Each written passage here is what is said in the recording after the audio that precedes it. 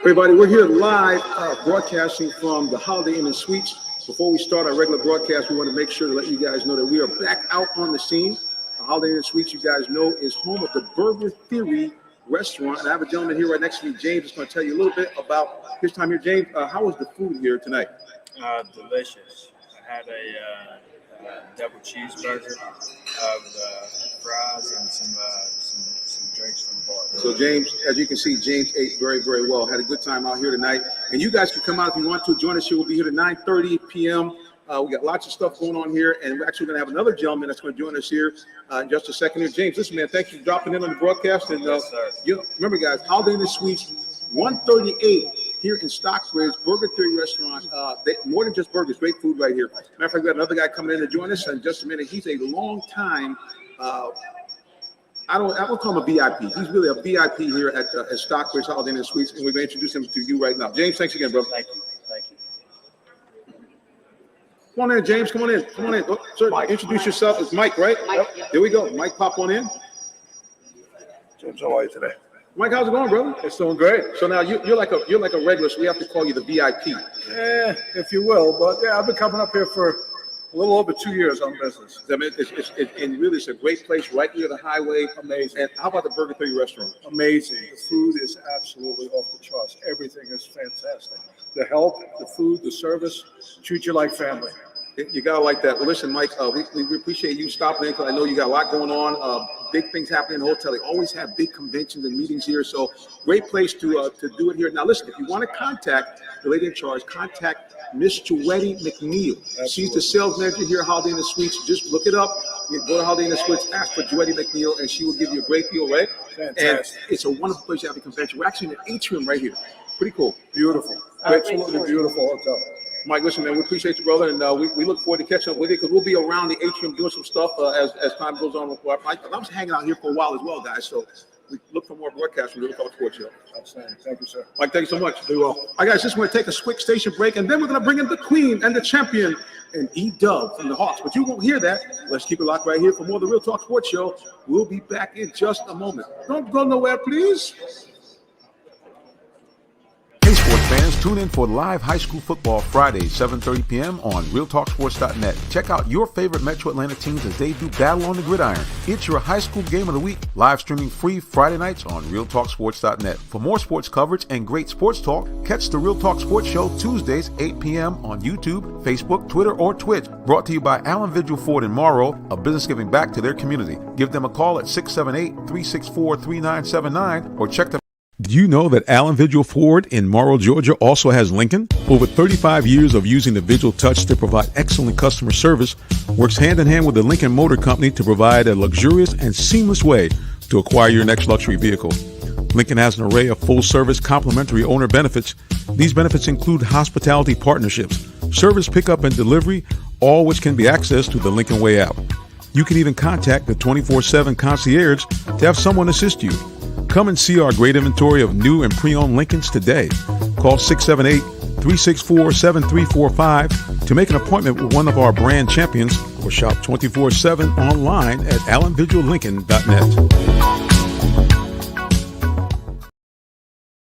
right, guys, we're trying to get our mic situated here and change our camera view. So again, be very aware with us here. Let's kind of bring in some folks here. Hopefully everybody can hear me. Guys, wave in the back row if you can hear me okay. Okay, we're good. So before we change microphones, of course, guys, every time we do this show, we have to bring in the one and only Queen Miss Tree Dolman is in the building. Hello. How are you? Let me try to get ourselves set here. We got lots of different microphones and cameras, like multitasking all over the place. There we go. Okay, perfecto. There we go. All right.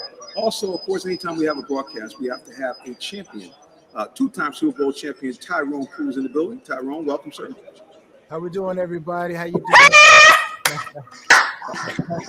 How you doing? We got a little excitement there from the Queen. A little excitement from the Queen. All right, I'm gonna try to get this. I gotta get this mic hooked up. We got a lot going on. Let me get this mic hooked up right. Show's over. He's got the big rings in the background tonight, baby. He's got the big ring. I want to get this thing set up here so I can that's get on my behalf headset of the and mic Atlanta cranked Braves. here. You know, that's Atlanta Braves. That's my tribute to the Atlanta Braves. They are world champions. So Welcome to the party, Freddie Freeman. Welcome to the fraternity of champions, baby. Now, I want to keep it on there right there for a second, just so I can see them big fat boy rings. That's the mega ring. Yeah, bad man. man, I All told of you, them, boys. man. Hey, the Atlanta Braves, congratulations, dude. Congratulations. It takes a lot to be a champion, to win it, man. I'm like, there's a lot of effort that goes into it. So congratulations to the Braves, and congratulations to the city of Atlanta and all of the state of Georgia and every Brave fan around the world. Well, yeah, it's good stuff here, and I'm very excited to see you in the middle. Hopefully, you guys can hear me. I think I got everything cooking here. I got my regular headset on. Here we go. Yeah, All right. there we go. There we go. Woo! How you doing, Miss Tree? Huh? How you doing? How you doing? I am doing all right. I want you guys to see. I want you guys to see my shirt. Hold up. Hey, the Lions, baby. Yeah. The Lions roar. Yes, I want people to know what it's like to be a true fan of a team, win or lose. You can't just cheer for your team when they're winning, and then when they're losing, just don't claim them. So I want to show some support to my Detroit Lions, because I still love you. I'm still rooting for you. I still believe in you, and I still know that we can do it. One pride. Man, I don't know what's going to happen now. This thing might jump off the charts. I mean, you see that? I went to Lions. Man, I might just forget the Falcons, everything. I mean, I'm just saying, I might just forget about it. Anyway, listen, it's great stuff here. We are broadcasting, as I mentioned, at the Holiday Inn and Suites. The Burger Theory restaurant is right behind me. You guys can see it in the background here. This is what we do our live shows here all the time. We thank Mr. Eddie McNeil for letting us come back out here in our first venture out in the public on the live broadcast. But, we got to keep the show going. So we want to talk some Hawks, because I don't know about you, y'all, but the Hawks been looking kind of a little slim shaky. And if I talk Hawks, I got to bring the one and only guy that does a great podcast and blog called Hawks Beat. We simply call him E-Dub. He's in the building. What's going on, sir? Greetings, everyone. Miss Dolman, Brother Poole, how are you guys this evening? Yes, sir. How you doing? All right. How are you, E-Dub? I'm well, man. It's good to see you guys. Brother Jonathan, salute to you, sir. Brother, it's good to see you. Good to be seen. Like I said, again, my first venture out, kind of doing the live broadcast here. So it's pretty cool, man. Just being out here at my favorite spot, Burger Theory restaurant, Holiday Inn and Suites. Yes, man. Don't eat too much, man. Don't eat too much. No, hold on. I don't know if you see. Hang on. Don't want to see you fall asleep during the show. I'm not going to eat this during the show, boys, but they had to take care of the host. Oh, let me see if I can get that on camera. I don't know if I can get it. Hold on a second. Let me see if I can get this on camera. I got to let y'all see us a little bit here. This wonderful spread they set out for me here. There we go. So let's see with the camera down low. If you guys probably can't see it, I can't. They look like a burger. What is this? Fish sandwich? Fish sandwich, baby. Yes, sir. Oh yeah. That's how we do it. Suck it down. All right, let me put this away here so I can go ahead and concentrate, because okay, let me stop playing around. Okay. Anyway,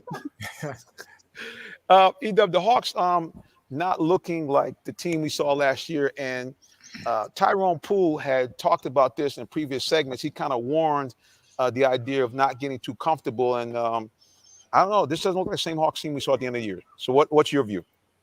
It's not. That's simple. Michael Jordan, when he lost to the Pistons, the last time he lost to the Pistons, he said, I knew that I had to come back stronger. I knew I had to get my body ready for the physicality that the Pistons brought. The Hawks got 2 wins to the finals, and it's like they're walking around like they won the championship. They don't seem hungry. I mean, you can watch the tape. The tape doesn't lie. They don't seem as hungry. And Coach Nate has talked about it in a number of pressers. He hasn't called anybody out, but he's like, look, you know what I'm saying?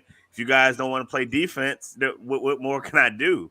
But they're definitely not the same team that they were last year from a aggression standpoint. So, yeah, it's still a small sample size, but there are some differences there and some things that can kind of be concerning if you're a Hawks fan. Yeah, you see Todd has already jumped up in his comments saying Hawks are a classic team. That everybody else is working harder than them, because now everybody's gunning for them.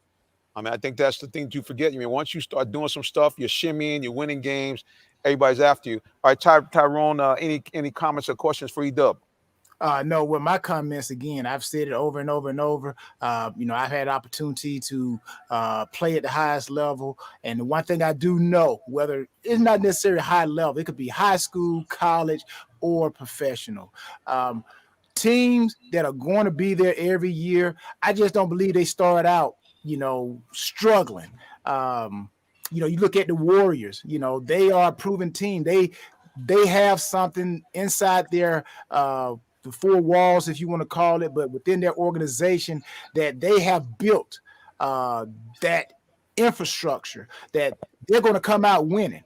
At this point, whether it's halfway during the point of the season, 3/4 during the season, you're going to find out that they're always going to have more wins than they have losses. I just believe that teams that have that infrastructure where they know who they are, they know their identity, they go out there, they win. They don't wait to turn it on at the end of the season or when it's a must win. They already turned it on. I'm looking at the Golden State Warriors. They're 9-1 right now. The Utah Jazz, they were there last year. They're 7-3. The Mavericks 7-3. I'm like, then you go to the East. I'm just going to click over the East. You got even the 76ers, all that noise that they got going on up in Philadelphia. Still, Doc Rivers got them boys 8-3. The Heat. So all I'm saying is you got to have some type of chemistry and some type of structure and some type of consistency. Go back and look at the Bulls. E-Dub brought up the Bulls, Michael Jordan. Show me one point in the season where they had lost more games than they won. I'm like, that's just a structure that I think happens in championship organizations. That's just me. I love the Hawks, but that's just from my point of view. E-Dub, talk to us about some of the things that you think they might be able to do to improve and get back on track. It's a lot, man. I mean, it starts with the defense. Coach McMillan has said that over and over again. And to be honest, if you're watching any of these games, this Hawks team looks like the Hawks team that started last season before Nate got there. And I tell you what, everyone's talking about the Hawks need to play faster. Yeah, you need to play faster, but it's hard to play fast if every time you get in the ball, you're taking out underneath the goal, right? Because the other team is scoring. You don't get no fast break points, so you can't play fast. So it starts on the defensive end. I think there's some health issues with Clint Capella that they're not being 100% transparent on, to be honest with you. DeAndre has been pretty decent defensively, but I mean, Steph put a 50 burner on him last night. You know what I'm saying? Before that, Jordan Clarkson ate him up. And I think that might have been one of the games you was at, Rev, in Utah when they played Atlanta. So it starts with the defense. And from there, I think that a lot of the problems they're having, not all of them, but a good amount of them will be solved because it starts with defense. Let's look at social media here real quick. Coach Hardy saying Mark Jackson showed the key players how to be professional and play hard every game. Steve Kerr showed them how to be champions and in his experience with the Phil Jackson and Coach Popovich as well. So it's about that championship DNA. Go ahead, Queen. What might you have in terms of questions for E-Dub? Not so much a question because he pretty much stated what I was already thinking and just wanted to know what his thought process was. He said it just what I was thinking. Last year, the big difference when the Hawks started playing well was because they started playing defense.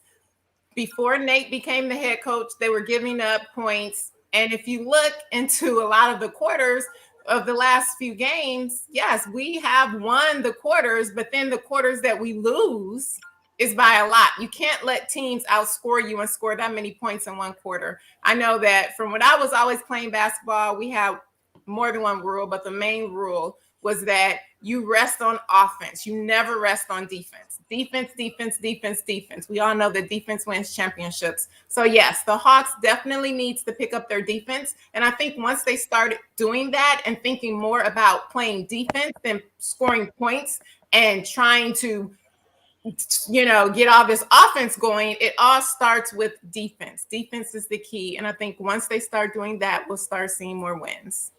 All right, Dub, one last question before you go, because I got the boys from Jonesboro, the Cardinals, in the building as well. Do you think or suspect that Schlenk might be looking for some more help in the paint? Because I still go back to what I saw at the end of last year and what I've seen so far this year, that they don't seem to match up well when teams have multiple big men. I don't think so. I don't think it's panic time. We're 10 games in, right? I think that now I will say this. Typically big men don't get healthier as the season goes on, but hoping Clint gets back into shape and he's open. Hopefully he can get back to that form that we saw last season. But I think even, in addition to the defense, I think the Hawks have a mentality problem, an idea problem where they just don't have that dog in them, that fight, that hunger. I don't see it, and in the offseason, everybody got the national acclaim. Not only did they get the national acclaim, they all got their money. And I'm not saying they didn't deserve their money. They deserve their money. But Trey got paid, John got paid, everyone got paid. But now we coming back. Now we looking kind of full and, like we've been eating at the king's table instead of them dogs that have been eating outside wanting to come inside. They need to get back to them guys from the outside trying to get on the inside to get a meal instead of looking like they're sitting at the king's table.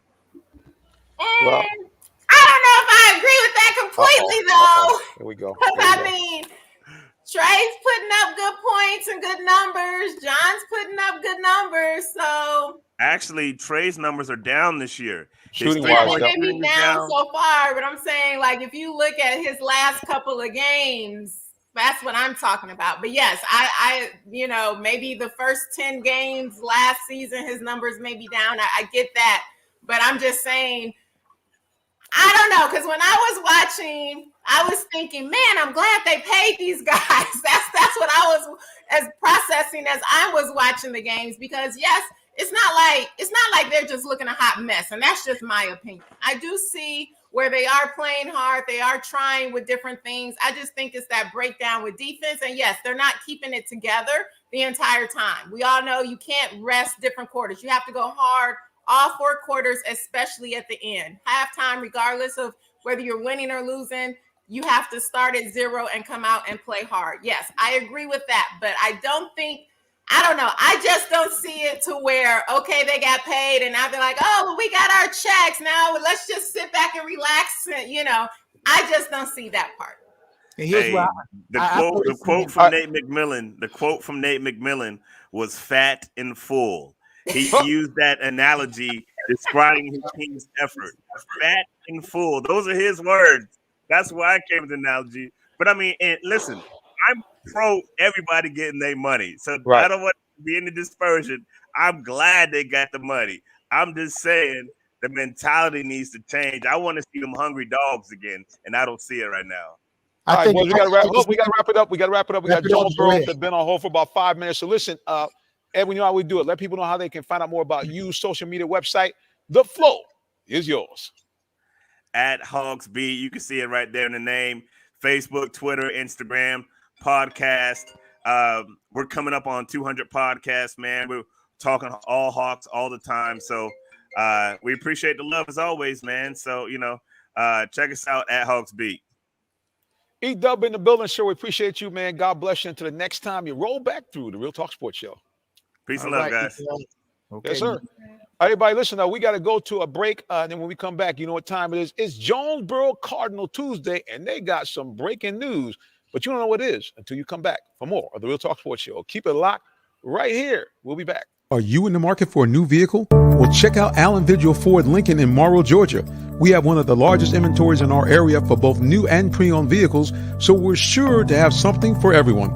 Family owned and operated since 1982, customer satisfaction is our #1 priority. Come see our full lineup of vehicles and find the one that best fits you. Give us a call today, 678-726-5739, or shop us 24/7 online at allenvigilford.net. All right, guys, we're back here. First time back outside the confines of our studio, our virtual studio. We are out here at the Holiday Inn and Suites, right behind the Burger Theory restaurant. It's kind of like a mini sports grill in here. Great food. They make something called the 3-grind burger. They use 3 different types of ground beef, including brisket, and make a wonderful burger. They also do some great stuff. You saw at the fish sandwich. They're more than just burgers. They got shrimp, everything you need right here at the Burger 3 restaurant. They're located right here on Highway 138 in Stockbridge, Georgia. Well, second Tuesday of the month is Jonesboro Football Tuesday. And who do we have here? The head honcho for Jonesboro, the one and only Coach Timothy Floyd is in the building. Coach, welcome back, sir. Good evening. Thank you all for having us again. Hey, man, thanks for you being out here, sir. All right, well, tell us what's going on with Jonesboro. What's the breaking news? Regular season's over. Do we have some postseason to talk about? Actually, we do. We going to the playoffs this Friday, headed down to Warner Robins. Big task, but we're excited to be in the playoffs. Yeah, going on Warner Robins. They've always had a great program down there. Now, are there two Warner Robins schools? Is it Warner Robins and Warner Robins North Side, or is it just Warner Robins now? I'm gonna help you out because you're gonna get in trouble with that. Uh-oh. It's Warner Robins who we're playing, but there is North Side, and it's a heated thing down there. That's kind of what I thought. That's why I wanted to make sure to get it straight. So you guys are heading to Warner Robins. All right, well, right. Good stuff. And you got a couple of your players here with you tonight. Let's bring them on. I think we got Mr. Cam Leonard in the building. Cam, you there? Yes, sir, I'm here. And then we got the Bruiser, number 2, Curtis Bowden is in the building. Curtis, are you there, sir? Yes, sir. What's up, gentlemen? Good to see you guys. All right. Tyrone, you first. What do you have to say or ask of the Jonesboro Cardinals as they move into postseason play? Basically, how you guys feel going into the playoffs. You guys know this is no matter whether it's high school, college, or professional, this is a new season. This is a new season. Intensity goes up, man. You can't go into the playoff with the same intensity you had in regular season. It just don't work. You'll get bounced out very quickly. So with that being said, you guys going down to Warner Robins, they play football down there. These guys scored 100 and giving up 187 points, and they scored 501 points. That's a lot of points. Going into this game, what type of excitement are you guys going to bring in extra to get yourself ready to go into someone's backyard and beat them in a playoff game? I'll start with Cam. What you got, Cam? And then we'll go Curtis and then Mr. Dunn. So that question from all three of you guys. I'm going to say we very excited. Like we've been saying all season, nobody can beat Jonesboro unless we beat ourselves. And now we, as a team, we really believe that we've been competing in practice lately. We practice on a different level. We know what we got to handle business this week. So we're very excited this week. What about you, Mr. Curtis? Just like Ken said, we're really excited. We focused on the task at hand. We actually went down to Warner Robins in 10th grade and lost, but this year we trying to get our get back. We really excited for that one. Try to make things happen. Mr. Dunn. Mr. Dunn frozen on us. Yeah, I think he's on another channel too. Let's see if we go to the other channel. I think we might have his avatar. We might be able to at least say something to us. Hold on a second here. Let's go to the avatar. Marcus, can you hear us? Oh, Marcus gone. Well, I'll just say this to you guys, not end this and let Miss Dolman, Miss Tree, the queen, say something to you guys. She's been around a lot of championships herself.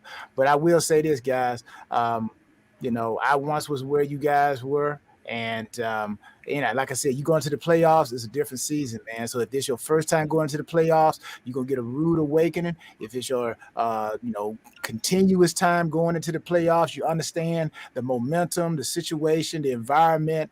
So I'm just telling you, take your game to another level. Whatever you did during the season, it ain't going to be good enough in the playoffs. You got to take it up another level. And the deeper you go into the playoffs, the better the team's going to get, the more you got to get your rest, the more you got to eat properly, the more you got to just harness that energy and release it at the right time. So that's what I'll give you guys. But good luck to you guys against Warner Robins. Miss Tree? Well, I would like to say congratulations. And for me, I just know whenever I'm getting ready for a game or a competition, I love to be to myself, have my headphones on and listen to music that pumps me up and gets me excited and it gets me in my game mode or game preparation. So I want to know, what are some of the things that you guys do the day of a game to prepare yourself, to make sure that you're mentally prepared? Because we all know when it comes to sports, if you're not mentally prepared, doesn't matter what you do physically. You first have to get there mentally before your body can follow. So I'll start with you, Cam. I'll say first thing I do, I use the bathroom, cause that gets you right there. Hold up, And man. then after that, you put the headphones on. Then you just locked in the whole day. Then you watch film, break down, know your assignments, know what your teammates supposed to be on the play, know what they got going. You got to know what everybody doing. And then you just put the headphones on, just put your head down, just keep walking. All right. What about you, Curtis? I'm gonna say probably eat first. But yeah, I'm gonna eat something first, get my energy right, and then I'm gonna put my earphones on and lock in and make sure I'm focused on the task at hand. Okay. And you, Marcus? I ain't had a question. No. Oh, I was just asking, what is your pregame that you do that mainly helps you get ready for game time? Mostly what I do is, we eat, get my food, get my nutrition. Then after that, I really put my phone on Do Not Disturb and really just lock in, like put my headphones on and start listening to music. And I just sit there and chill, just think about what I'm gonna do in the game. I love it. I will say those are great answers. And I just have a couple more things to say. And then I want to also ask if you guys have any questions for Tyrone, because you see the 2 rings behind him, but I'll get in that in 1 second. But I just want to also say, for me, I'm a Christian. I don't know if you guys are Christians, but one thing that I always do before any game match, I always pray to God, not to win the game, but just to play the best of my ability and that there's no injuries. But I always just pray, go to myself, and I also visualize seeing what it is that I need to do. If it's basketball, I visualize shooting that game-winning free throw or shots or whatever, and also on defense, blocking shots, and in volleyball, getting kills and serving aces. So that's something that I always do. So hopefully you guys can do that with football as well. But I did also want to ask, do you guys have any questions for Tyrone? As you see, he has 2 Super Bowl rings, which is very hard to do in the NFL.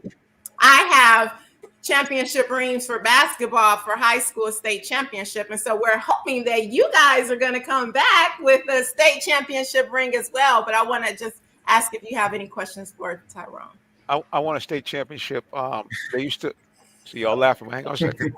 I used to sing in the choir, and used to have like for best bass, tenor, baritone. They actually did that in our state, and I was 2-time all-state bass. So I mean, I'm a champion too. Thank you. You go, Minister. That's right. Like Glee Club champions? Nah, man, no, we compete against other schools. No Glee Club. This is a serious situation. Talking about Glee Club. I must think. Okay, go ahead. I'm sorry. I'm getting my feelings for a second. I'm sorry. Oh. Anyway, go ahead, brother. What you guys go ahead. You guys have any questions for Tyrone? 2-time Super Bowl champion, not just as coach said, Glee Club champion. Go ahead. Praise God. Praise what God. y'all got? Anything for Tyrone? Marcus? One thing I wanted to ask, like, how did you prepare yourself throughout the whole season, like team wise and mental wise, physical wise, and how do you treat your teammates on and off the field? Well, I'll start with the teammates. I can't control my teammates. No, I can only control myself. And if I do and set a great example myself, then people going to follow. So I can only control myself. Can't control the situations, but I can control the impact the situations have on me. The other thing is preparation. If I could tell you guys anything, the one thing I would tell you is, if you want to be a champion, not only on the field, but off the field, if you can learn to condition that valuable piece of equipment that sits 6 inches between your ears, if you can condition that, if you can renew your mind, so to speak, as Miss Tree said, in the word of God, it says, renew your mind. The difference between those who win championships and those who come up maybe a game short, maybe a season short, is what they think about themselves. Everything you do, you got to learn to think about the consequences, not just the decision. It's not the decision that gets you in trouble. It's the consequences of that decision. So again, champions, the only difference is how they think about themselves. When they go into a situation, when they're going up against somebody, I don't care how great the guy is. Do you see yourself as a grasshopper, or do you see yourself bigger than the situation? So that's why I tell you guys, if you want to be champions on the field, off the field, train that thing that's 6 inches between your head. Now, some people are going to say, oh, you so arrogant. No, that's not arrogance. That's confidence. That's confidence. Because the word of God says have confidence. So think highly of yourself, but don't think too high of yourself, meaning over God. But man, look at here. Every situation I walk into, I'm the best. I'm gonna speak like I'm the best. I'm gonna walk like I'm the best. Even though I know I'm going up against the best. Hey, one of us gotta have a better thought. And I'm gonna train that thing that sits 6 inches between my ears to tell me I'm better than the rest. And everything else, as they say, let the cookie fall where it crumbles, or let the crumbs fall where they may. But that's what I would tell you guys. I want to piggyback off of that because that is so true. I do the same thing. I don't care who I'm going up against. I feel that I'm the best. Well, I know that I'm the best. But at the same token, I also train very hard to be the best. So when you're training hard and conditioning and weight training, you can't slack. You have to go hard because that's what helps you be the best and have that confidence when you step on any field or any court and you're going against your component. Then I have worked so hard to get here. I am going to win. I am the best out here. So I agree everything with what Tyrone was saying. I know we can go on for a whole lecture right here, but I got something I want to say to you guys real quickly. May I, Jonathan? One second. Before you do, I got to introduce the big man. He's been trying to get in for about the whole segment. Number one, Kanye Vaughn is in the building. What's up, big man? What's going on? What's happening, sir? I'm glad I saw you behind the scenes. I mean, like you was pulling wires and like things was happening, but he's in the middle of it now. Go ahead, Tyrone, real quick. Can we get to the break? Go ahead. Yeah. I said a shout out my man. I'm actually trying to make sure I get it correct. Well, there was a team. There was a high school team, I believe, beat another team 106-0. Okay, yes. You guys heard about that. But everybody was saying that team that scored 106 points need to apologize to the other team. I'm like, what? Are you kidding me?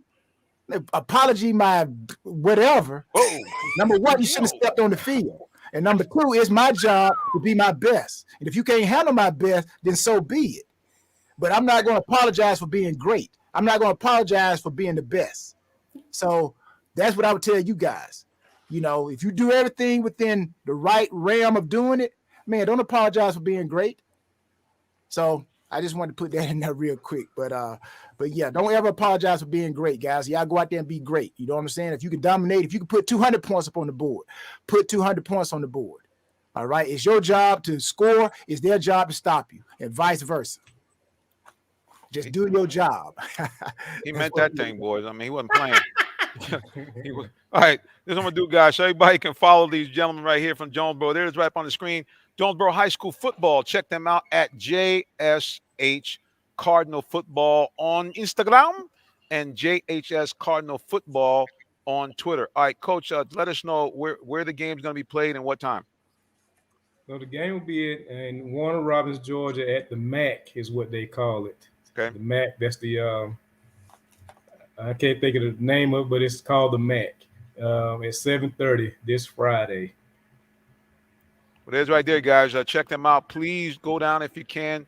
And, check out the Cardinals. I think the game is going to be live streamed. Won't be by us this time because now the Georgia High School State Association takes over. But the game will be streamed, I think, by the National High School Football Foundation. But our man, Coach Syrup, will get you that stuff on Twitter so y'all can check it out. So if you can't go, please support them online. And hopefully they'll get a home game that we can be back bringing the live stream broadcast. Well, gentlemen, listen, may the Lord be with you. Safe trips, safe travels. And hopefully you guys will come back with a victory in round one of the Georgia State High School Association playoffs. Thank you. Let's go Burrow. All right, there it is. Go Burrow. All right, guys, listen, don't go nowhere. We'll be back with more of the Real Talk Sports Show because we got more football. We'll be back in just a moment. See you. Are you in the market for a new vehicle? Well, check out Allen Vigil Ford Lincoln in Morrow, Georgia. We have one of the largest inventories in our area for both new and pre-owned vehicles, so we're sure to have something for everyone. Family owned and operated since 1982, customer satisfaction is our number one priority. Come see our full lineup of vehicles and find the one that best fits you. Give us a call today, 678-726-5739, or shop us 24/7 online at allenvigilford.net. The day has arrived. It's time to let more people know about your business. You have the right marketing plan and the messaging in place. But do you have the right messenger? Good advertising and promotions need a professional sound so the message can be clearly understood. Don't leave your brand image to chance. Let our team of voiceover experts at CME lend you a hand. Give us a call at 678-304-8121 to find out how we can partner with you to give your business its voice.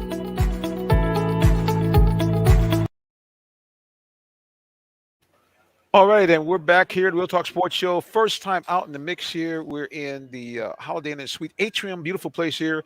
And right behind me is the Burger Theory, a bar and grill. Great place to get a food. They are more than just a burger. They have great stuff here you guys saw earlier. I'm going to try to put it back on the screen again. They also have, if you are a fish aficionado here, they have, That burger don't got cold by now, man. Look at Jonathan's face.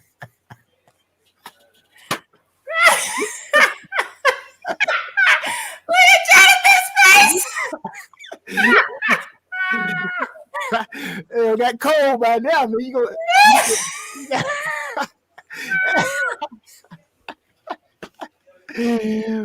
Oh man. Go ahead, that face was priceless. This is what I got put up with every week. The insults, the shots. Man. I know the food is cold. This is you're not supposed to tell the people that, man. We're doing some advertising. You done peel the onion bag. Oh, it's cold. That's not even hot. They got something out the back somewhere. Thank you, Tyrone. Thank you. I appreciate you. I'm saying, man, you gotta learn how to eat while you I know you want to eat it. So I'm like, it's okay to eat a French fry every once in a while you're talking. That lets people know you there enjoying it. What about that? Dig into that sandwich, take that big bite. Let us see it. Let us see you dive into it and then wipe your mouth and all that. Can we see that? Can we see you take a bite of it? Look at that face.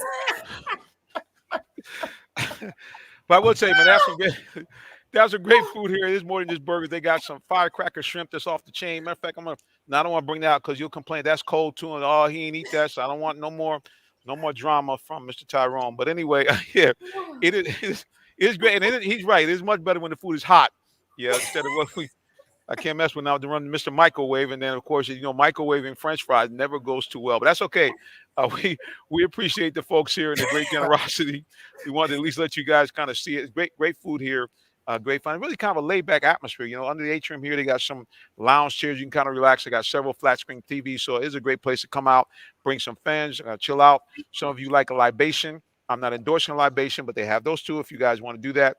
But it's definitely a great place to come out and chill out and relax. You can go around the screen here right next to me there. You see the lovely Queen, Miss Tree Dolman, and right beneath us, the winner of not one but two Super Bowl rings and a proud inductee of the Fort Valley State Sports Hall of Fame, Mr. Tyrone Poole, in the building as well. All right, guys, we're going to now shift gears and talk a little college football. I don't know about you guys, but it looked like Georgia looking like Alabama from a couple of years ago. Man, they look like a machine. Beat the brakes off of Missouri. And I know, Tyrone, you and Tree were excited about this because you guys are defensive aficionados.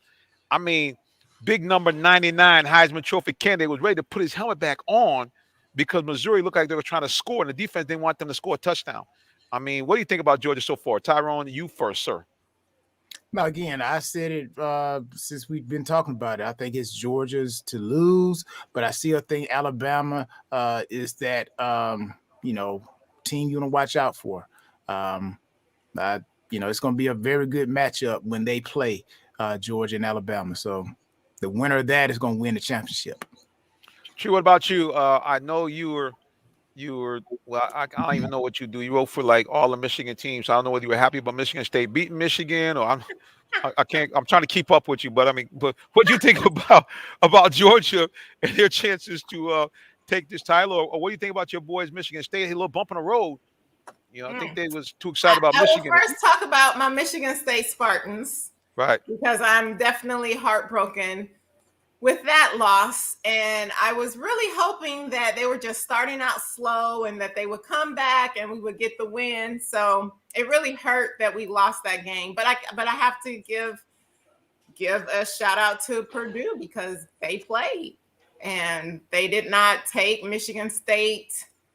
It wasn't just like, oh, it's Michigan State. They're going to come in here and they're undefeated. No, they said, this is our house and we're going to win this game. It's just the confidence that Tyrone was talking about.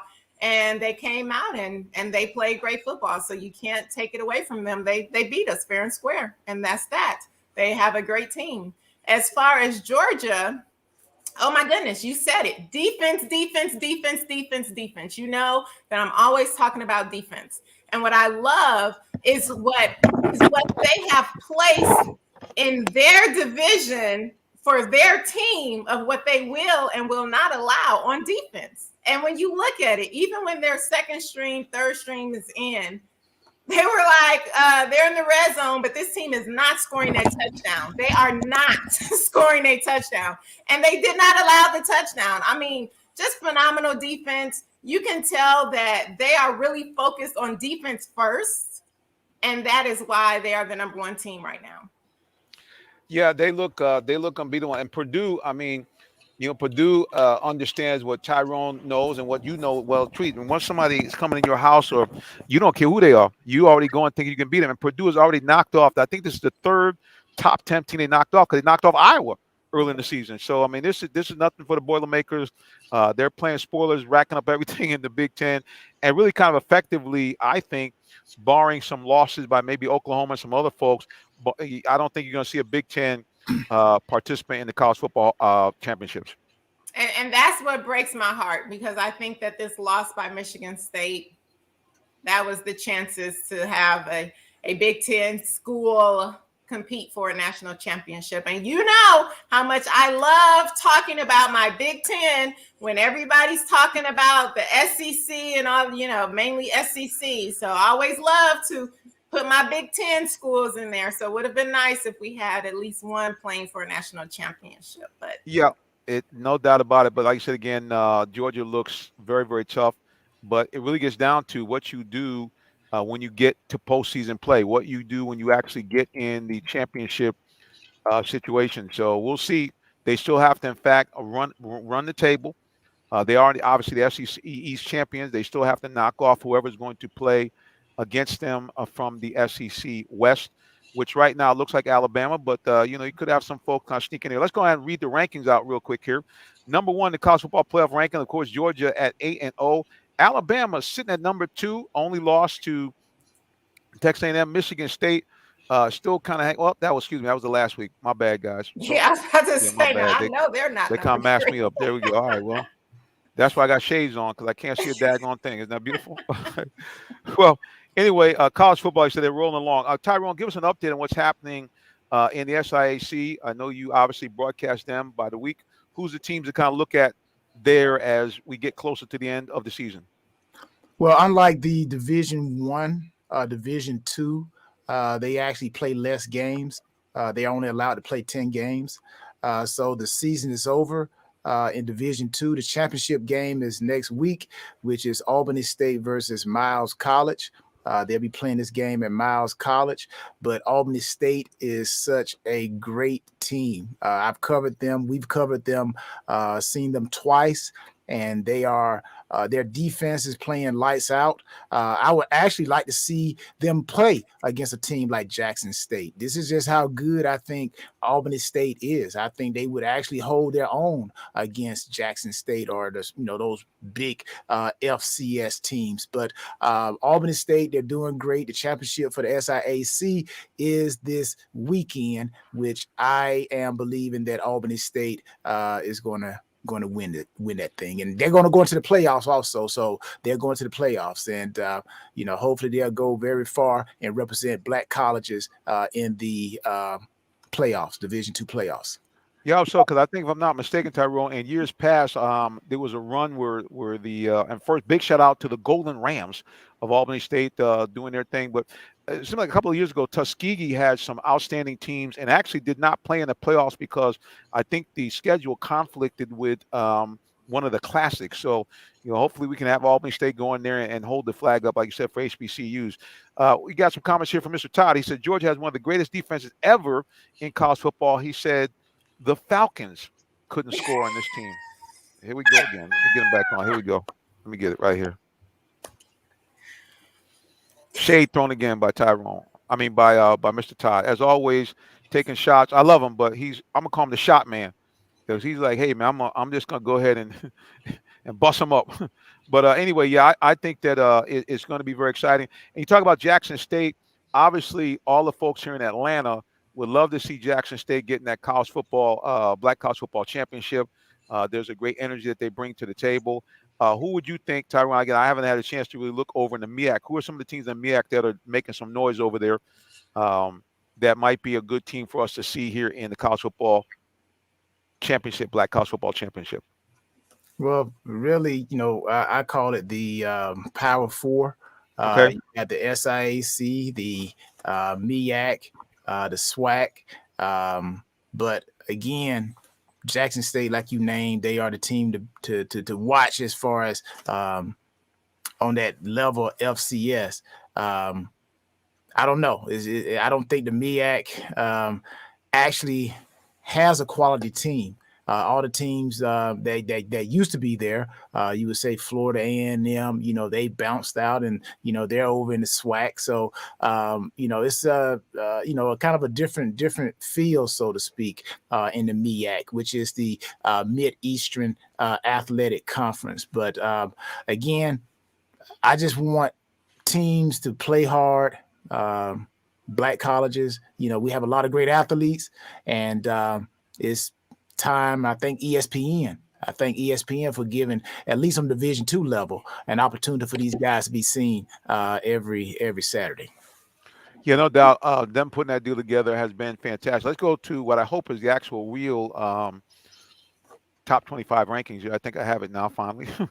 Here's for this week. This is what they have here. Georgia number 1, and my dark horse, Cincinnati Bearcats, have slipped up to number 2 ahead of Alabama. Again, this is the AP Top 25. Oklahoma number 4, Oregon 5, Ohio State at 6, Notre Dame 7, Michigan State dropped all the way down to 8, Michigan at 9 behind them, obviously after losing to them the week before, and Oklahoma State at number 10, rounding out the top 10 right there. So if everything was to end today, it would be Georgia, my dark horse Cincinnati, Alabama, and Oklahoma, but we still got some games left to play.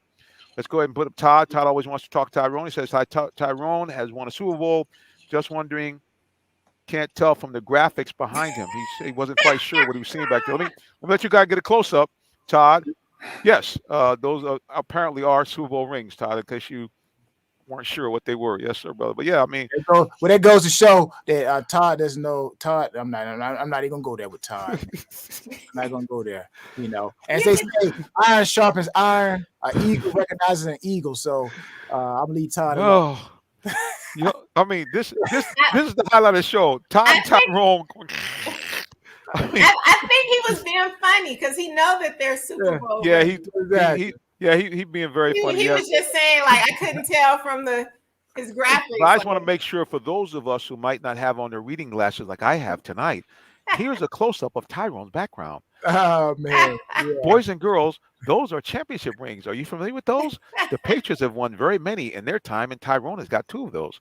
So remember, come on next week and see more. Well, I first off want to say that I have seen every single Super Bowl ring in person. And those rings are more like belt buckles than rings. Like, Tyrone, can you really wear those rings on your finger? That's what I want to know. Be honest with you, Tree. I get that question all the time. People like, do you wear them every day? No, you cannot wear them every day. It's not a piece of item that you wear every day. Now, the only time I do wear them is when I'm going to a special event or like a tuxedo event or an event where there are other NFL players, because that's something that separates every player from another player. You know, like the Hall of Fame separates you from everybody else. Super Bowl ring separates you from everybody else. So those basically the only times that I wear them. Other than that, they stay locked up. I'm sure, because they're the size of belt buckles. Those are not rings. Those are belt buckles. Yeah. They are very nice. And I just want to say, if you haven't been blessed to see them in person, you should go and see them in person. And they do have all of the rings at the Pro Football Hall of Fame in their museum, where every single ring is there in person. That could say it will blow your mind. I say that real quick. These two rings here, they have the Super Bowl 38. Let me see which one. Super Bowl 38. This one here, I think it has. I think it had 27 diamonds. 27 diamonds or something like that. The number or something like that. But this one actually, at the time we won it in 2003, I think it was worth like 35,000 or whatever. And that's been like over, 18 years ago. So they appreciate. It's just like property, it appreciates. So it's like a Rolls Royce, it appreciates. And the other one, Super Bowl 39, I think, if you win, each time you win, it got to get bigger and bigger and bigger. So they add more diamonds to it, So the Super Bowl 39 ring is more valuable than the Super Bowl 38 ring. So, but yeah, so it's, that's a house tree. That's a house and a car sitting back there. Protect them well. And the other thing about those that makes them even more valuable is that you mentioned 38 and 39, so that's back to back, and only a handful of teams ever in the history of NFL have won back-to-back Super Bowl rings. So and 3 and 4 years. So definitely that's some big stuff there. Tyrone, once again, Todd, just let me put the glasses back on. Todd is still going here. Here's Todd. He says, Tyrone, I'm going to say what Chubb said to Mayfield in the Georgia championship game. Humble yourself. LOL. My man. But Todd, so I'm gonna throw as much as I can while I can. Hey, man. But yeah, I mean, definitely. I've had I haven't seen them all, but I have seen a couple. Tyrone actually blessed me. We were doing something like we're doing now. He was doing some Super Bowl events when the Super Bowl was here, and we met up down at the Restaurant 10, which I want to give them a shout out as well, because a lot of people may not know, but their ownership team also owns Rosie, and they are Black owned. So when you get a chance, patronize them. Restaurant 10, right there on Northside Drive across from the stadium. And then on the other side of the stadium on MLK and the corner of Northside is Rosie's. And again, the same folks own them. Check them out again, Black-owned restaurants, and doing some good stuff. But yeah, Tyrone actually had his there. I had to do this real quick before I went blind. I had to go, God dang, Tyrone. Ooh.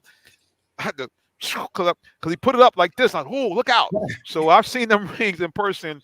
They have mad bling, and I've seen two different people that have won the rings at Tampa Bay.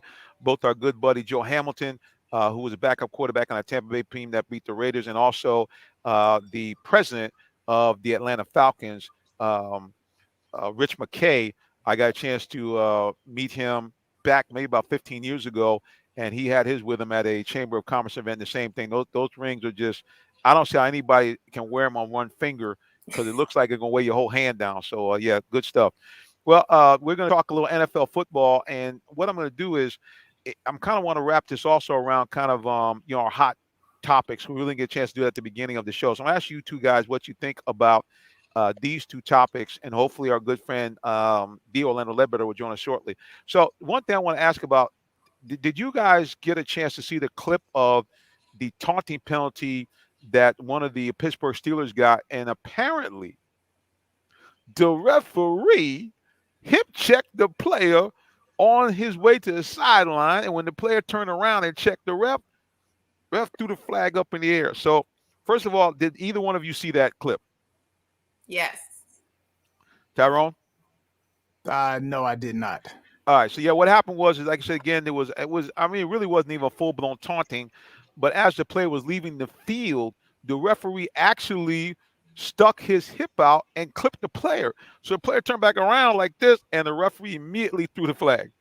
So, Tree, I'm going to ask you first what your thoughts were, since you actually thought, first of all, you think the guy should got the flag, and should the referee get in some trouble? So first off, yes, the referee should definitely get in trouble. But to me, it seemed like he was throwing the flag before he bumped him with his hip. It was Looked just like a he put a little process extra. of how quickly it happened. So Right. the flag seemed like it was coming from him taunting the other team's sideline, not because he looked at him when he bumped him on the way off of the field. But he definitely should get in trouble. If an NFL player bumped a ref, he would get fined. He more than likely would get suspended from games. So I don't think that it's right, and I don't think that it's fair that a referee can bump a player, which you can clearly see that the player purposely tried to go around the referee, and the referee purposely bumped and put his body into the player. There's no question about it. It's obvious if you look at the clip. So yes, the referee definitely should get fined. He should also have to miss some games, and something else should happen, because you should never do that. Reffing is not personal, it's business. So do your job and keep the personal away from the game. And as far as should the player have gotten the taunting call, at first I was really like, okay, I don't really see what the problem is. I do know that, yes, they are really starting to call more calls with it. But then once I noticed how long he was celebrating, and it's never good to go to the other team's sideline. So to me, that's just pretty much depending on the referees. Would I have called it if I was a ref? Probably not. But obviously this ref felt that he should have gotten a flag for it. Okay, let me just file a disclaimer right now. The comments of Todd are not necessarily in agreement with the host, management, or the station that does this broadcast. Because Todd just said the ref is in the mob. He a gangster. Said Vegas paid him. All right, guys, remember, this was Todd saying this. So when y'all come out there and send the boys out, this not me. But I mean, Tyrone, how do you as a player keep yourself together, close contest, heated contest, and calls, maybe 1 or 2 calls don't go your way? Is there something that you do? You take a woosah moment, kind of what do you do to kind of keep yourself like from responding? All I can do is emphasize what Tree just said. Especially when you're a referee, you got to keep your emotions out of it. As for players, the game is going to get emotional. You just got to learn how to do your best to control your emotions. A lot of stuff happens out there on that football field. But as a referee, that's just like a judge sitting on a trial. You can't let your emotions get caught up in it. You just got to be fair. And in this instance, some emotions might have got exchanged. I don't know. I wasn't out there. But just in my opinion, the referees, they have a high standard that they have to uphold. And evidently this referee didn't uphold those high standards. Yeah, definitely. It's going to be very interesting to see what the NFL does going forward, because definitely you can't hip check a player because like the young man said, if I had done that, he said I'd have been fined and thrown out of the game immediately. He said, because as a player, we can't make contact with the ref. And so it's got to be vice versa as well. So we'll see what the NFL has to say and do about that. The other thing that's kind of bothered me, actually has been for a few years, is at times, and maybe it's just me, it seems like the NFL does not protect the running quarterback. And then I would say, because most of the running quarterbacks are African-American, the African-American quarterback, it seemed like I've seen this before. I saw it with Justin Fields, some egregious hits on the young man and no penalties being called. Do you guys think that the NFL referees sometimes look a blind eye at running quarterbacks because they are running? And do you think there may be any type of prejudice due to the color of the player? No, I don't think so. Okay. Me personally, I don't. I think as a running quarterback, you got to just be smart. If you're running, then slide. Don't try to go head first. You got a lot of guys that, as a defensive guy, if someone is going to come and I've seen, we've seen Cam do it. That's where it kind of like, with Michael Vick, all these running quarterbacks, these guys will lower their shoulders and try to get extra yards. Now, you as a defensive player, you trying to lighten up, and that's how you get injured. So I'm like, if he going to run it, he turns into a running back. And he gets treated like a running back. Now, if you want to be smart, then get as many yards as you can and then go feet first. All right. But most of these guys want to try to show how hard they are. If that's how you want to play, then that's how you get treated. So no, I don't think it's something that the referees doing just because they're black quarterback, African American quarterback. No, I think you now turn yourself into a running back. And, you can't baby the game. You can't baby the game. If they're going to run the ball, then they are a football player and they're running the ball. So that's just my take on it. Tree? Well, I definitely agree. I do not think that they are treating African American quarterbacks differently. That's just my opinion. I do, however, feel that Justin Fields should have gotten some calls. And even when he wasn't running, he was standing there passing the ball in the pocket and there was a late hit and nobody called anything. So they are definitely treating Justin Fields bad. I'm not sure what's going on with that, but that did bother me because obviously these teams, for some reason, have it out for him. And that's fine. Just like Tyrone said, this is a tough game. And I won't I won't say what my husband said about these current football players, but he said they're a bunch of somethings, right? Because they are soft and they're not tough.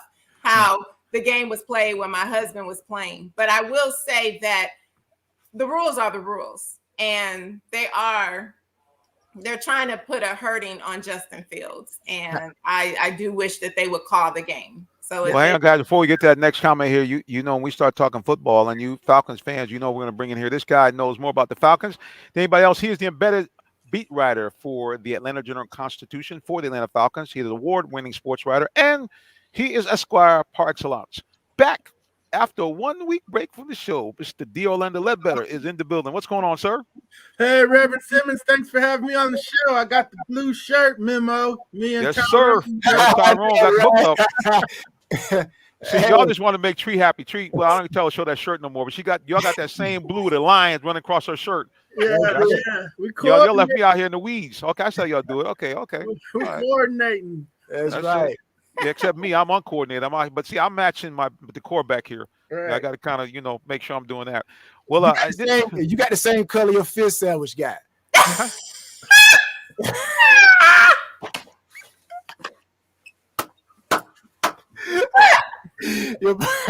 Your bun was brown. Your jacket is brown. D-Led. He put up a fish sandwich earlier. That's the joke. Hey, put that fish sandwich back up. Let me see your fish sandwich. See how the bun is matching your jacket. So you see you are matching. You see right there, look at it.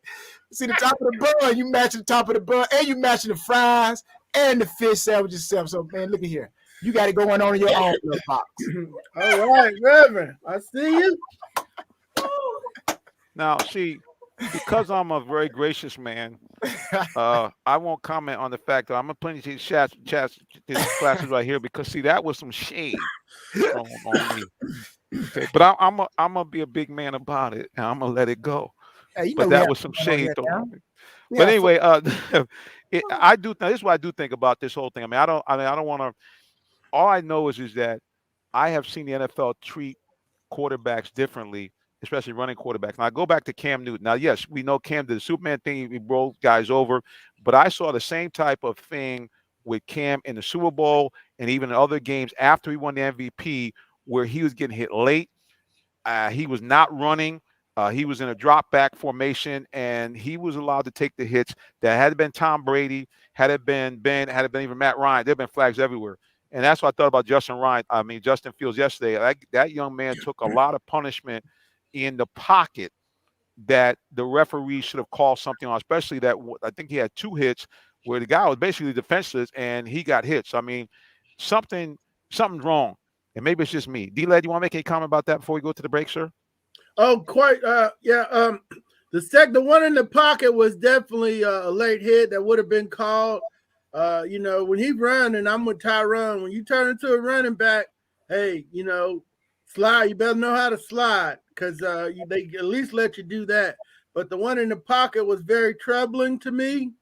I'm sure the Bears will turn that one into the league office, and that whoever did not call that should not be calling any playoff games or any Super Bowls or anything. He needs to go back to officiating school. Just saying, guys, listen, we're going to get back to some more football talk especially about our Falcons, who are now 500.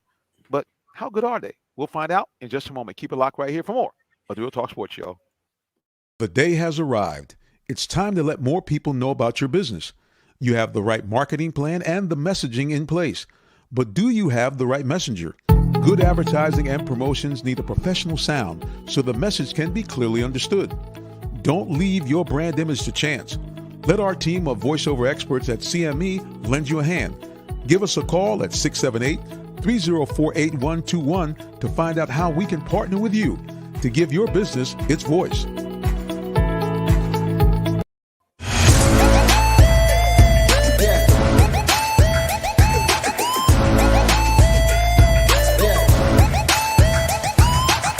This is OJ Howard with Real Talk Sports.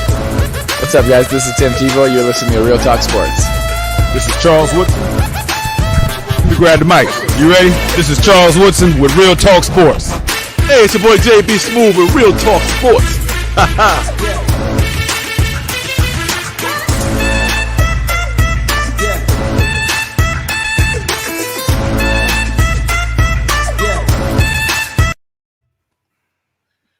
Oh, we're back. Okay, that's now people are saying, Rev, you out here in the middle of it, but I have so we put a barrier around us just in case of COVID. Just saying. All right, let's go to social media real quick as we get back to talk more football here. So Todd already has a question lined up here or a comment for D-Led here. It says, actually taking Tyrone or either D-Led. Coach Pease was rather hateful to you the other day in the presser. What's up with that? That really was posted for D-Led. I did get a chance to see that. I don't want to say it went viral, but everybody was kind of talking about that. D-Led, is that just the normal thing that we should expect when you're covering the coach? He gets a little snarky. Oh yeah, man. We had knockdown dragouts, well, back before the internet, some I try not to cuss, but sometimes, hey, they come at you, I'm coming back at you, me and the athletic director at Marquette, he threatened to kill me one time if I wrote something about them not getting on the NCAA tournament. I was like, I knew he was just an old football coach and got worked up. And so I just saved it for next time. I was like, hey, now you say that, I'm gonna tell everybody about Memphis. And so, they had put these TV cameras in front of us and trying to stream everything. I'm gonna ask you about your poor pass rush. I'm sorry. You got 11 sacks. So don't get all huffy about it. I'm like, hey, where's the pass rush going to come from? And then he gets, hey, when have you? I was like, can the coverage help the pass rusher get there? Because, people were wide open. And it's basic football questions. Chuck Smith called me. It was like, hey, why is he doing this? That's a simple football question. I was like, I know. I'm not asking him anything crazy. Like, hey, what's the scheme you running? Or, what you going to call on third down when, the game's on the line. I'm asking him basic football stuff. Hey, how can you get a pass rush? Can the coverage help you out? And he got all snarky about it. But, I stand tall in the pocket when the pressure comes around me. So, hey, if you ever coached in the secondary and so forth. So I told him, as a matter of fact, I coached for almost 17 years. Wasn't at the pro level, but hey, I coached a whole bunch of little kids around here in Smyrna. And hey, I knew how to get a pass rush. Man, listen, can I tell you something? When D-Led talking about he coached them 1300, man, I thought Coach P was gonna jump through the screen. He was like, what? So yeah, you had him chopping. But listen, can I tell you something? I don't know. Do they all read the same script? Because I don't mean to say anything, but D-Led, it seems like all these guys say the same thing. Coach Mike Smith, all sacks on everything. Then it was like every guy that comes in here that coaches the Falcons, they all say the same thing. Well, pass rush is not everything. I'm thinking to myself, dude, you need to quit that lying. They don't have one. So right. If they had a pass rush, they'd be talking about how great it was. Come on now. But I've given Coach Smith and Pease, I created a whole new stat for them. It's the pass rush quotient. Okay, you don't want to just say it's sacks. Okay, fine. Okay, I got hurries here too. Okay, I got hits. So let's add them together and still see if you got a pass rush. So you can do the so if you got 25 sacks, 25 hurries, 25 hits, and 25 and 50 hurries, so that's 100. And so if you drop back and they attempted 500 passes, then you divide the 100 by 500 and you got your pass rush quotient. So I agree with him. You got to affect the quarterback, but I'm thinking knocking the quarterback on his butt is better than saying boo and yelling at him. Wow. Now, Okay. we saw our kid James Walters, who I know the family from Cincinnati, frat brother, mom's AK. So James affected the quarterback. He knocked the ball out of his hands. Yes, sir. Strip I'll sack. take that. I'll take a strip sack. So I need to see more of James and less of these other people. Well, let's go here. Todd's got another question for you, D-Led. He said, why is it that for the love of God, is Patterson not? He actually meant running back, not the starting running back for the Falcons. What's your story there? Yeah, he actually is. Over the last 4 games, the carries have shifted to him. Definitely, that was happening in games 4, 5, and 6. He had most of the carries. One game was 12-4. He started game 6 and 7. But they need him in other places, so he's got to be able to move around. So they don't have a running back, or they can't block for the run, whichever side of the coin you want to be on. That's going to be a problem down the stretch here. Mr. Poole, thoughts or questions for Mr. Ledbetter, sir? Well, I know when you went to commercial break, you asked the question, are the Falcons true? Do they represent the truthfulness of their record? And I don't believe so. And when you look at all the top teams, and this is just me from my perspective, if you're going to be a top team, I think the differential between turnovers has to be on the plus side. When you look at teams like Buffalo, even look at the Colts, even the Arizona Cardinals, these teams are +8, +11 when it comes to the differential in turnovers. And when you look at the Falcons, they are -3. They turn the ball over more on offense and they taken away on defense. So again, that's why D-Led asked these questions, how can you get more turnovers? But at the same time, as a coach, you can only do what you can do. You probably got corners that can cover, but when you go man to man, that means a linebacker has to cover. And if you don't feel comfortable with your linebacker covering, then you got to stay out of that because, it all works together. But I don't think the Falcons represent, who they truly are. I think there's still some things they got to do to shore up themselves, but I think they're on the right path. But I don't see them as that team. I know people mention playoff. Well, I'm gonna pull the Jim Mora playoffs. We can win a game. Wow. Wow. Wow. Yeah, Tyrone, they beat the Jets, the Giants, the Dolphins, and if the Saints don't have 10,000 penalties, they blew a 14-point lead down there. So no, we don't need to. I won't entertain such nonsense on my timeline right now. Yeah. Wow. I'm glad I put the shades on in time. He said, I'm not doing nothing. I thought that you guys were going to say that they were better than what the records show. Not. Yeah, they could have beat Washington. And if you keep Sam Darnold under control, somehow in this NFL where there aren't a lot of great teams, they could beat 6-2. They only got beat. They gave up the Eagles game. They weren't ready to play, and they got their heads beat in Tampa.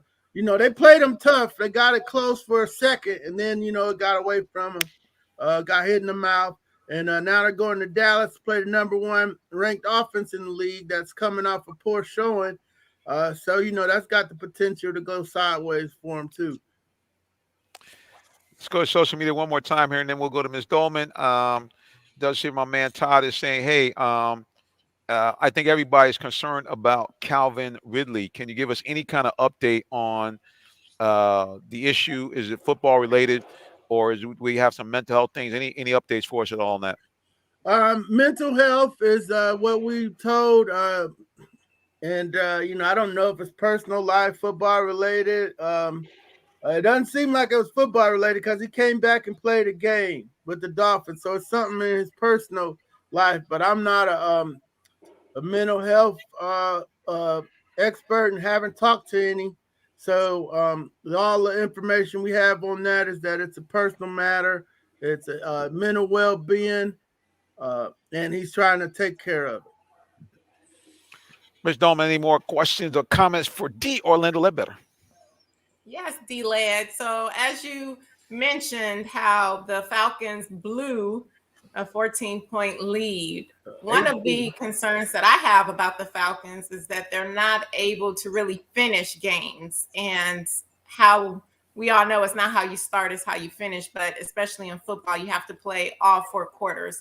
And the Falcons just don't seem to have that. How big of an impact do you think that is going to play in the rest of the games that they have this season, especially when they're playing games that are close? Yeah, it's going to be tough, Ms. Tree. Thanks for the question. Because when you have a lead, you have to do 2 things. You got to run the ball and get off the field.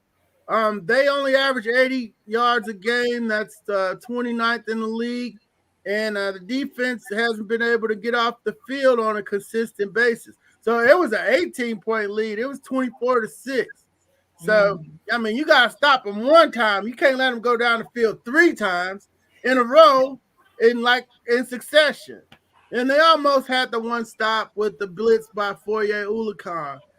There's no way to fabricate a running game, a straight ahead running game with the line that they got. You saw on 4th and 1 that the Saints were in the backfield, almost took the handoff.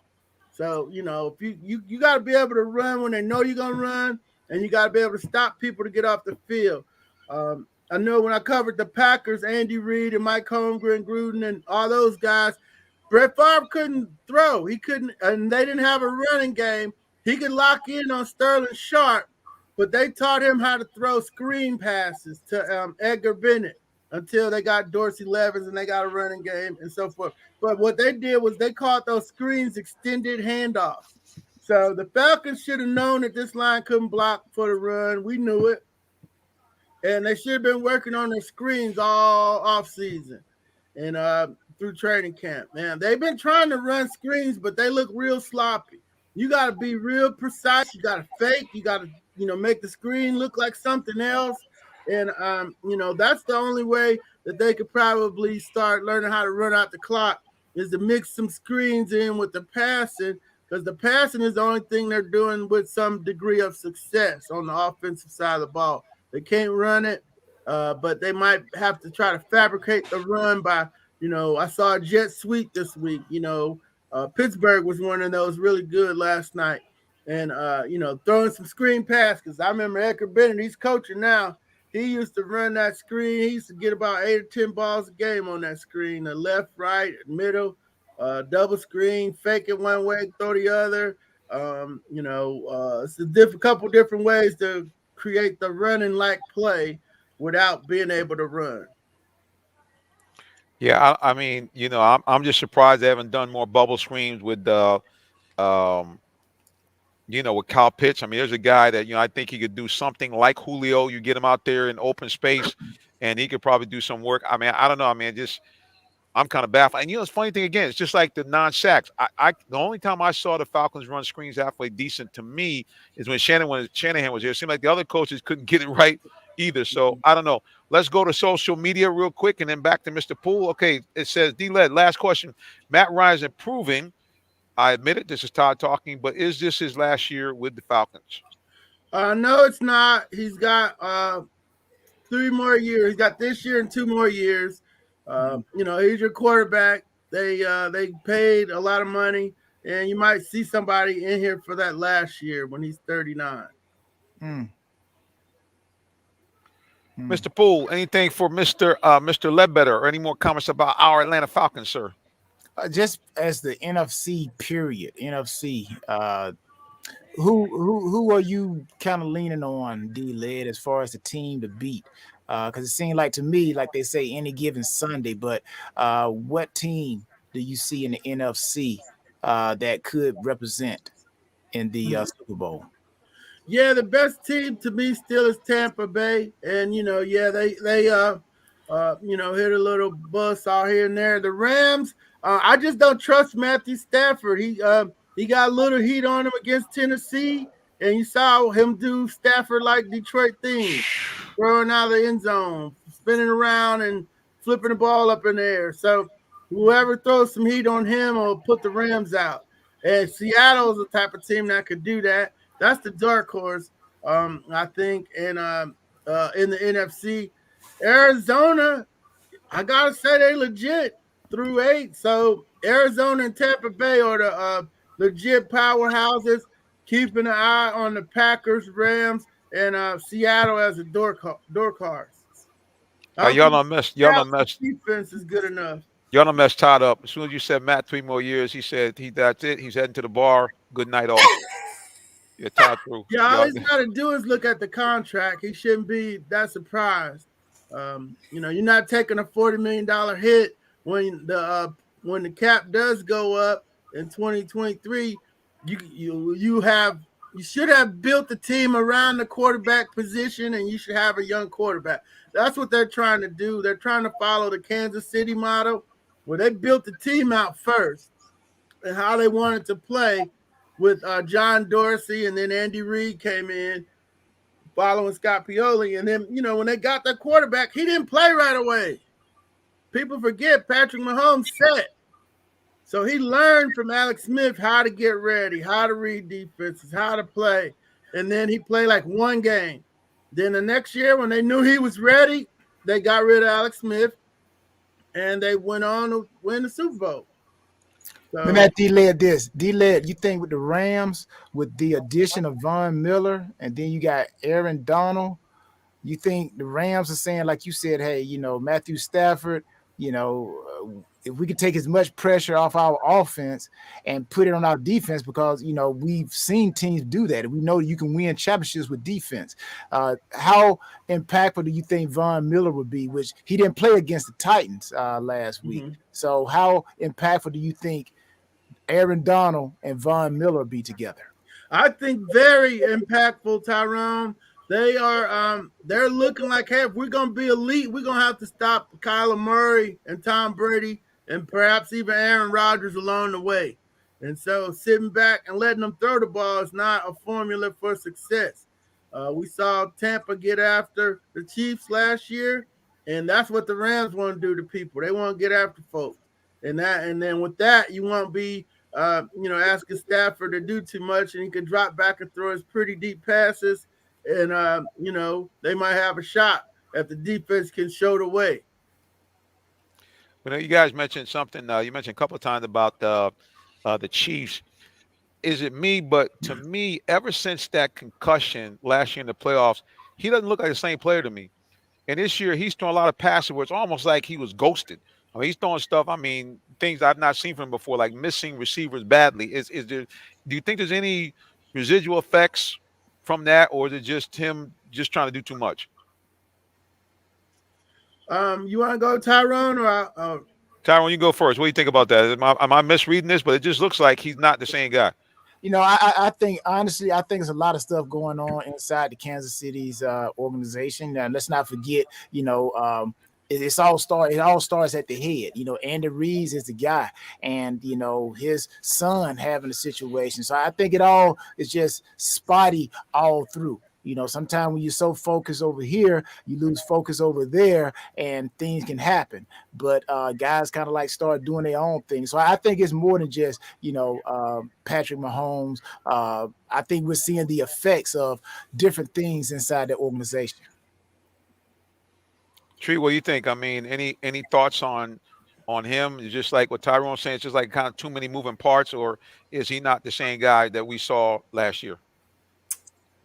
I think he's the same guy. I just think, like Tyrone said, there's a lot going on. There's not there's different things that's going on with the team that can affect a lot of what we're seeing. So I do think he's the same guy. I just think it's a lot going on, and hopefully they can fix the kinks and get it going. And we've seen even last year with Tampa Bay in the beginning, they weren't all gelling together, but then they started finding their gelling towards the end of the season. And so as long as they can do that and get on the right course towards the end and just keep that momentum going, then I think they'll be fine.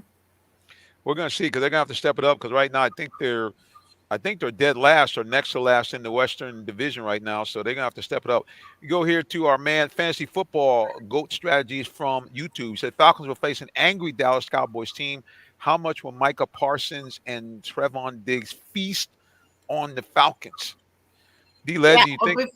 Before you answer that question, I wanted to hear what D-Les was going to say. I was going to ask him that. Yep, go ahead. Okay, I'll go into Mahomes and then I'll handle the Cowboys question. Yeah, I think ever since his line was broken down last year with the tackles leaving, now he's not real comfortable in the pocket. And what the Falcons did last year in the game 15, they dropped coverage, sent the blitz, and made him read. And, if y'all remember that game, the Falcons win if A.J. Terrell holds on to an interception.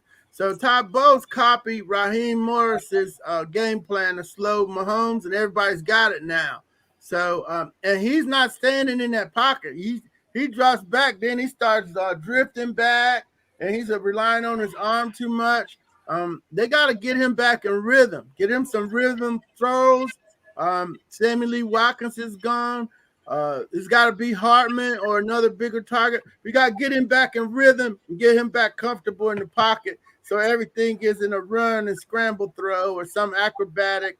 He might have been reading too much of that about his magical throws instead of his traditional football throws. Let's get him back to the basics, get him on time, get him on target, and then we can go back to the magical Mahomes guy. Now, as far as the Falcons going in Dallas, the Cowboys aren't anybody to be worried about right now. They just missed 14 tackles. Trayvon Diggs got beat deep. Melvin Gordon looked like Jim Brown. So it's not like the Cowboys or the 78 Steelers. So if I'm the Falcons, I got Cordarrelle and Pitts. That's your offense right there. I'm trying to get them the ball. And I might even slip a draw in there or something. But the Falcons' strength is that they have a passing offense, and Dallas's weakness is that they don't cover the pass. Now the Cowboys' offense, they got people everywhere. They got the 2 wide receivers. They got the 2 running backs. They got the tight end.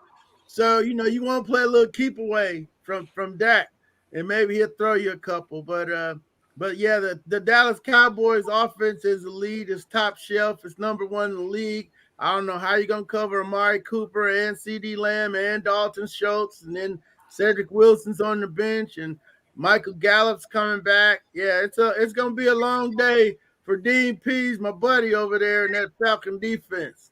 Yeah, and I say this as far as on the defense, if I'm the Cowboys going against the Falcons offense, don't be surprised if you don't see Trayvon Diggs line up against Pitts. I think the Panthers did a good job. They put Gilmore on him. And this is something that Pitt's not used to. And so, but he got to get used to it.